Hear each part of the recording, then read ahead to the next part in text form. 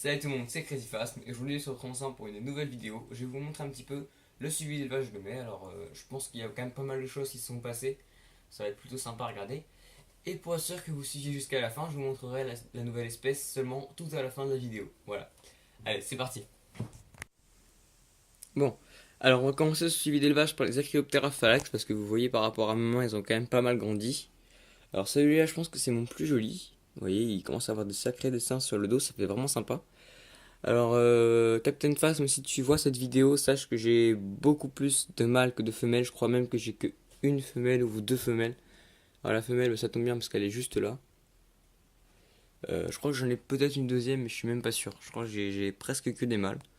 En sachant que depuis que tu me les as vendus, j'ai eu que deux pertes. Voilà, bon, c'est un petit message adressé à un viewer. Voilà, bon, eux, ça se passe très très bien. Franchement, j'ai pas de soucis particuliers. Les deux pertes étaient vraiment au tout début de quand je les ai eus, mais là, depuis qu'ils sont dans cet terrarium, j'ai vraiment aucune paire, ça se passe super bien. Voilà, vous voyez, il faut que je change le chêne, mais je vais y aller tout à l'heure. Et d'ailleurs, peut-être même que je ferai une vidéo. Voilà.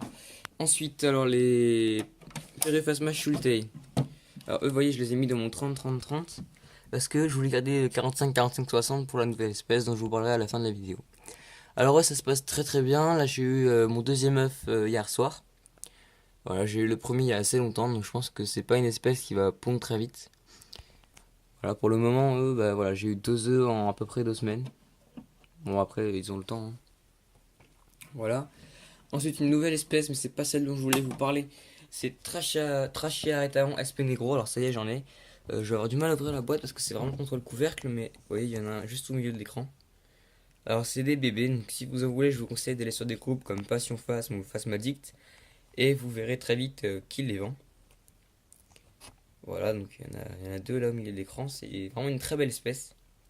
Très très belle espèce qui est très simple à élever et qui s'élève sur ronces. Alors il y aura peut-être prochainement une fiche d'élevage, mais j'attends d'avoir plus d'informations sur eux.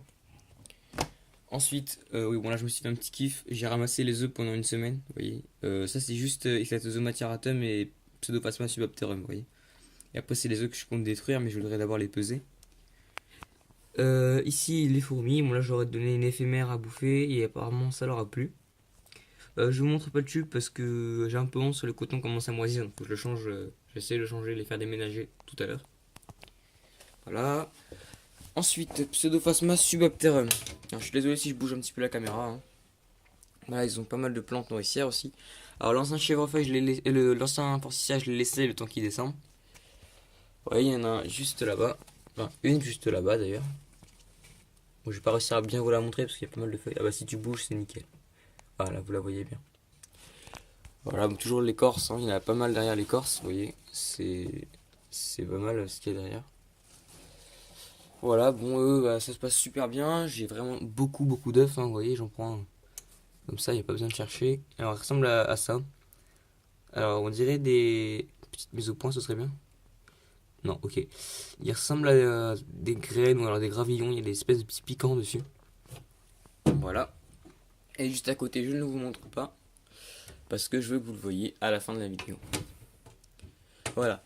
On va passer en haut. Parce que je les ai oubliés tout à l'heure, c'est Oreophoète Periona. Alors là, il faut vraiment que je change la fougère. Je vais le faire tout de suite après la vidéo. Alors mes deux jeunes ont mué. Je pense qu'ils sont subadultes. Il y a moyen qu'ils soient subadultes. Voilà, ça c'est plutôt cool. L'autre, il est au fond là-bas. Alors j'en ai un qui était tombé de sa mue. Donc ce que j'ai fait, c'est que vu qu'il restait même pas à demi-centimètre du bout de l'abdomen dans la mue, j'ai retiré la mue.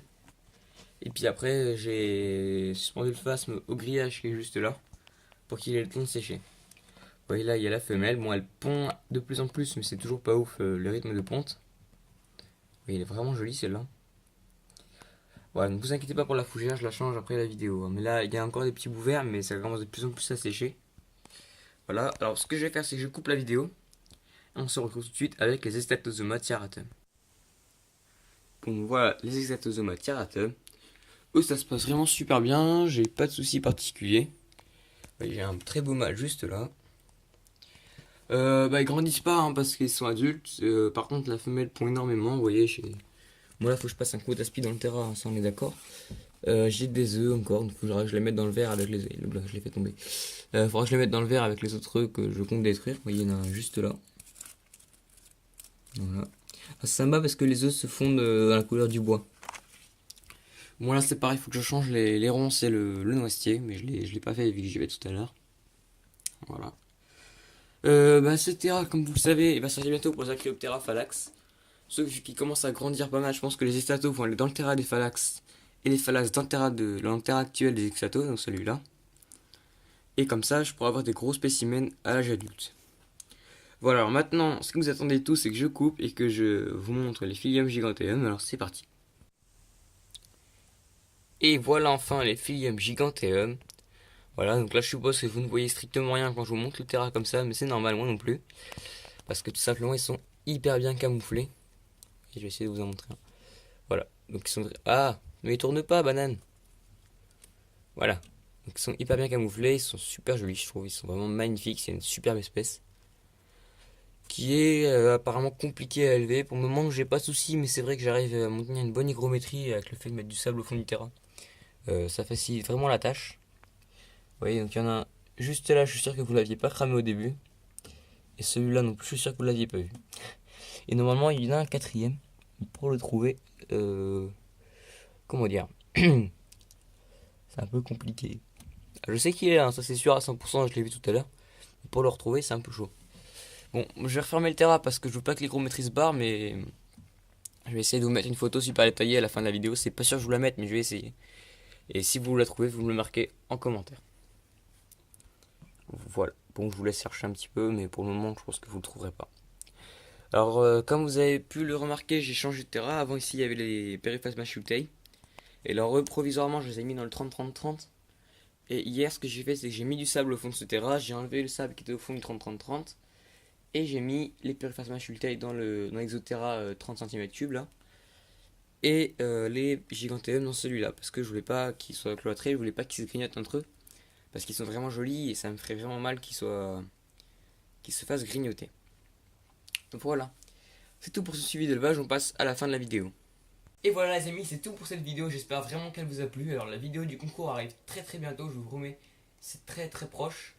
Mais demain je fais quand même une vidéo sur un sujet totalement différent, ça va être les ronces certainement, si je la fais pas aujourd'hui. Je sais pas trop quand je vais la faire, mais je pense même la faire aujourd'hui. Voilà. Qu'est-ce que je pourrais bien vous dire d'autre? Écoutez, je suis super content de vous avoir retrouvé, déjà ça fait vraiment plaisir. Ensuite, je voudrais remercier les 160 abonnés qui sont sur ma chaîne, c'est génial, merci à vous. Je pensais vraiment pas y arriver aussi vite. Mais 160 abonnés, vous vous rendez pas compte, c'est génial pour moi parce que ça me permet de partager ma passion. Je me dis, il y a quand même du monde qui m'écoute, ça me fait super plaisir. Alors continuez à vous abonner, n'hésitez pas à mettre un énorme pouce bleu sur cette vidéo, à lâcher un commentaire, c'est super important. Sur ce, je vous dis à bientôt pour une prochaine vidéo.